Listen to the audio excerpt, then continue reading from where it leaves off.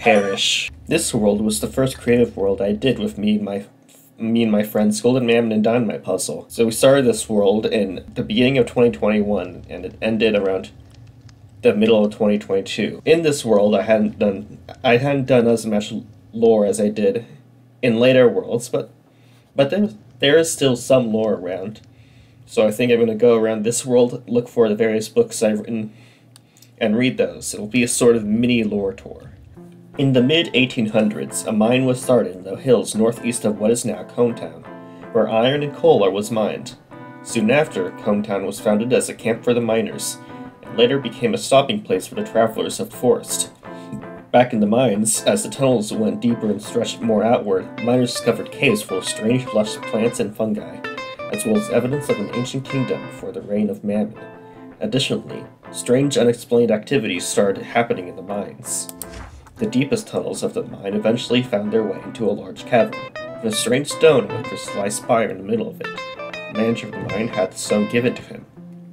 But soon after, his house was mysteriously burned down.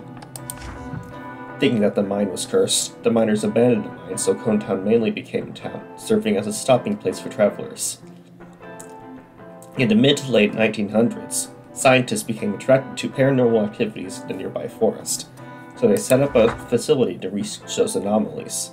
One researcher found the stone, told from the miners' tales, and researched it away from the facility, but his place of research also burned down mysteriously.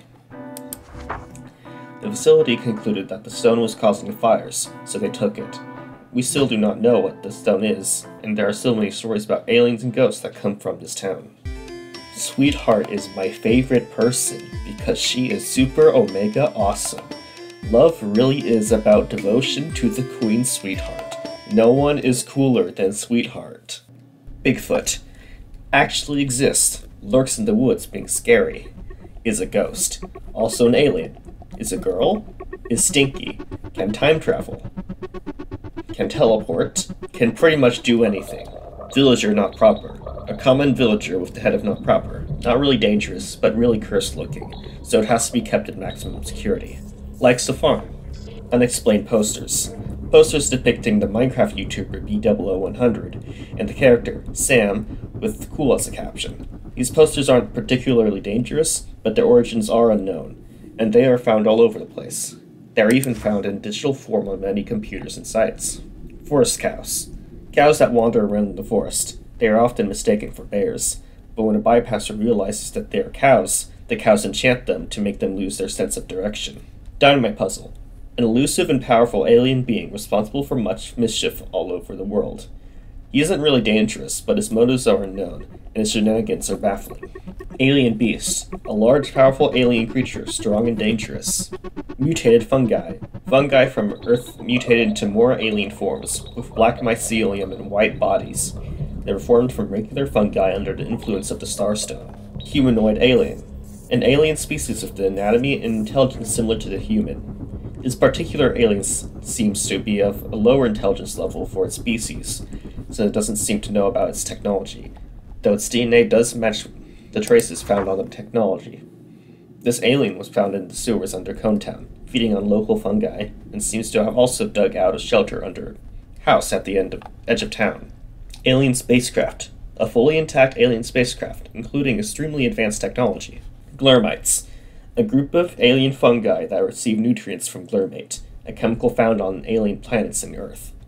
A pool of glurmate is located under Conetown. The mycelium of glurmites can also grow through rocks. Wait, the Starstone was once stored here. It seems to have come from space and engraved with gnomish runes, apparently the last resort of a desperate king. The stone had uncontrollable power, causing fires and rifts in the spirit world. We later learned that this stone, when combined with a stone known as the Earthstone, creates a very powerful sword. This sword was used to slay a tyrant known as Mammon, who was hiding in a mirror dimension of our own. In here is the World Eater, a pickaxe made of the Mystic Stone, the Eye of Mammon's princess turned cyborg, and the Power Stone. A stone once used to power advanced drilling machines in the abandoned mine. The World Eater was used to break the Life Stone, an artifact that was giving Mammon immortality. In this chamber are also two pieces of the Immortal's armor, made from shards of the Protection Stone, used to protect those who defeated Mammon. Entry 1. Since we've upgraded our scanner systems, we have detected a strange signal coming from deep underneath the lab. I have sent a team to dig down the elevator shaft and investigate. Entry 2. The digging team has gotten close to the signal, but they have struck a layer of seemingly unbreakable rock. We are currently figuring out a way to get past this layer. Entry 3. Our scanners have also detected what seems to be a mirror dimension located in a bubble northeast of Conetown, beyond the lake. I sent a scouting team, and they report a castle that seems to be ruled by God King Mammon. I always supposed he was a myth, but I may be wrong. They also found structures underground that seem to be from the kingdom of Hadrar, which legends say was taken over by Mammon. It must be true that the king of Hadrar tried to use the Starstone to stop Mammon, but was unsuccessful. I fear Mammon may try to take over our own world, so I have asked DynamitePuzzle for assistance to find the other stones, so that we may defeat Mammon. Entry 4. A lot has happened. DynamitePuzzle has come to help me find the stones. The Earth Stone, the Power Stone, the Mystic Stone, as well as the shards of the Protection Stone. We found an ancient blacksmith who turned the shards into armor, as well as combined the Star and Earth Stone into the sword, Stellaris, and combined the Power and Mystic Stone into the pickaxe World Eater. I used the World Eater to destroy the Holy Grail, the artifact keeping Mammon alive, and DynamitePuzzle dealt the final killing blow.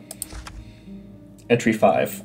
I have decided to use the World Eater to penetrate the seemingly unbreakable layer of stone around the signal.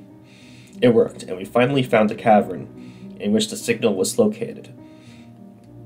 I have a feeling that whatever the signal is may be beyond human understanding, so I've had security members set up, so that only I may enter the cavern, until I feel that it is safe for others to investigate. I've sent robots to finish setting up the area before I explore it. Entry 6. The robots have finished, and I have explored the cavern. At the end of it prominently stands what seems to be an empty doorway made of obsidian, filled with strange purple crystals. I struck the crystals with the World Eater, and at once they all shattered and became an ever-rippling purple liquid that filled the frame. Curious, I slowly stepped through, and seemed to find myself in a dimension completely separate from our own.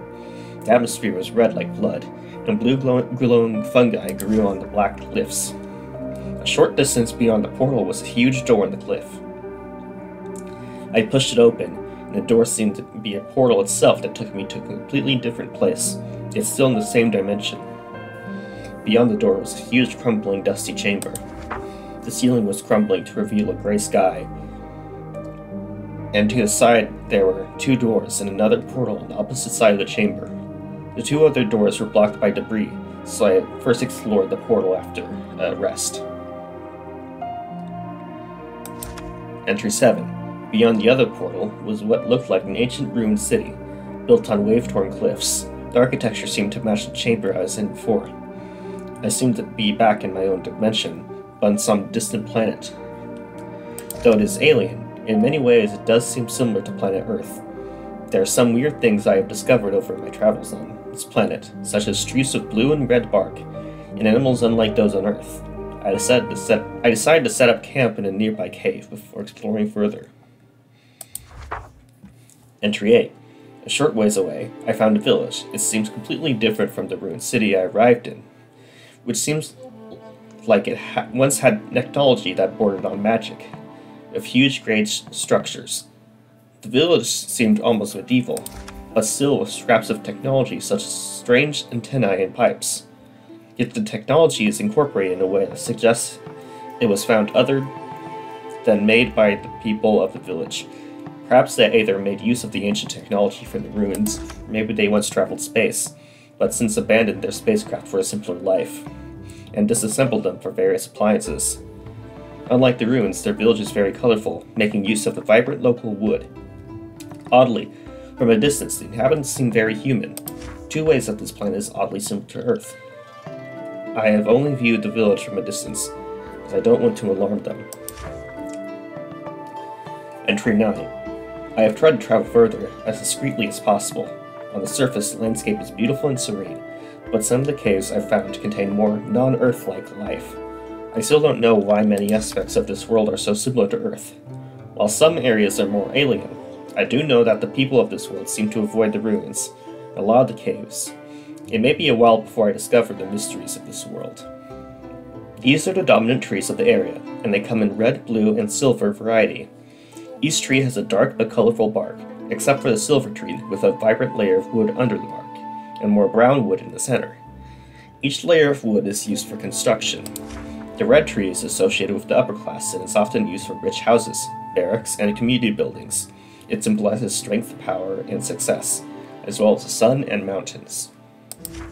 The blue tree is more associated with the common people, so it's used for common houses and smaller workplaces and shops. It symbolizes natural forces such as the moon, forests, and weather, and also craftsmanship, dedication, and attention to detail.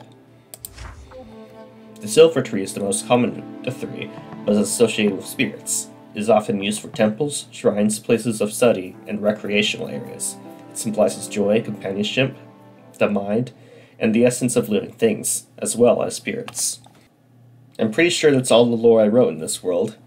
Not a lot of lore. It's a smaller amount of lore than the last video, but I hope you enjoyed that little sort of mini lore tour.